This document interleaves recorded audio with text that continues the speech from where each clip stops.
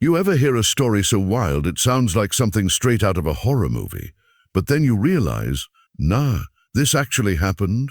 Well, imagine this. A small town, a dead body, and a rumor about a ghost so real, so terrifying, the townsfolk decided to burn their own dead just to make it stop. And yeah, this ain't some medieval Europe thing. I'm talking about something that happened right here in America. In America. Now, before you go, Shay, sounds like a campfire story. Let me tell you, this wasn't just a ghost story. This was fear taking over an entire community, turning neighbor against neighbor, and making folks do something that, honestly, feels unthinkable today. So here's how it all went down. We're talking late 1800s, rural New England. This little farming town, peaceful on the outside, starts getting hit with this strange illness. Folks are coughing themselves half to death, losing weight, and no doctor in town can figure out how to stop it. And you gotta remember, this was before antibiotics, before modern hospitals. If someone got sick back then, you prayed. That was it. But here's where it gets creepy. People start whispering that it's not a sickness at all. Nope, they're saying it's a curse.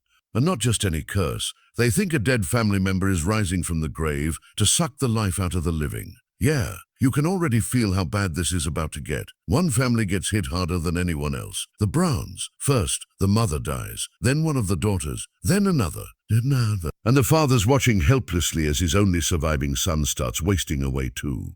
Now the townsfolk, and trust me, this is peak small town gossiper mode, start pointing fingers. They say, hey, maybe one of the Browns' dead ain't really gone. Maybe they're feeding. And you're thinking of feeding? Yeah, they believe the dead could drain the energy, the spirit, the very life force of the living, all without leaving their grave. So finally they convince the father, George Brown, to do something unthinkable. One frozen March morning, the townsfolk gather in the cemetery. They bring shovels, they bring axes, and they start digging. First they open the mother's coffin. Bones. She's clearly gone for good. Then the first daughter's coffin. Same deal. Nothing but bones. But when they open the coffin of the younger daughter, Mercy, they stop. Her body looks too fresh. Her cheeks still have a pinkish color. Her nails, well, they swear they've grown. And here's the kicker. There's blood in her heart. Now you and I know that's just how bodies can look if they've been in cold conditions. Mercy had died in winter, and the ground was frozen solid, which slowed decomposition. Science, right? But these folks weren't thinking science. They were thinking supernatural. Wow. The crowd decides right then and there, Mercy Brown is the vampire, or ghost, or whatever you want to call it. And they ain't taking chances, so they drag her body out, they build a fire, and they burn her, and they burn. Not just that. They take the ashes, mix them with water, and make her sick brother drink it, thinking it would break the curse. Yeah, that actually happened. And the worst part, the boy still died a couple months later. You'd think that'd be the end of it. A weird, tragic little piece of history, but no. The story of Mercy Brown starts spreading. Papers in New York, Boston, even overseas pick it up. She becomes known as America's last vampire. And here's the thing, this wasn't some isolated superstition. This burn the dead to stop the ghost thing happened in multiple towns across New England back then.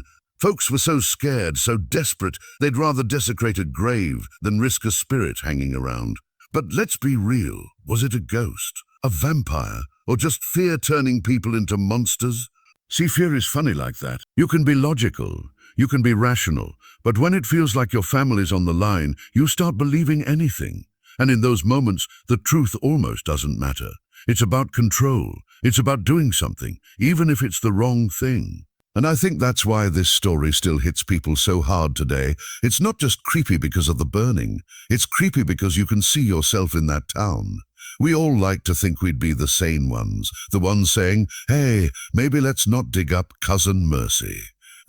But in the middle of a crisis, when everyone around you is panicking, it's a lot harder to be the voice of reason. Now, you might be wondering, does anyone in town still talk about Mercy Brown? Yep. In fact, her grave is still there, in Exeter, Rhode Island. People leave coins, flowers, even little notes for her.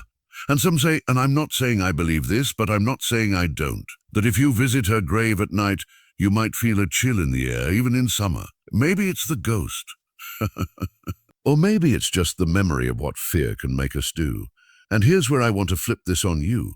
If you were there, in that town, watching your friends and family die one by one, Would you have stood up and said, "Stop, this is wrong," or would you have grabbed a shovel?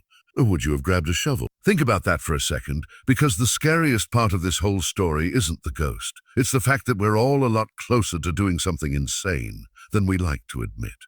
If this story gave you chills, or even just made you think, do me a favor. Hit that like button, because it tells me you want more real, weird, dark stories like this. And trust me, I've got ones even crazier than the town that burned its own dead. And hey, drop a comment below. I want to know. Do you believe the Mercy Brown story was just superstition, or was there something else? Either way, subscribe if you haven't already, because next time we're going even deeper into America's creepiest true tales, and I promise you won't sleep as well after you hear them.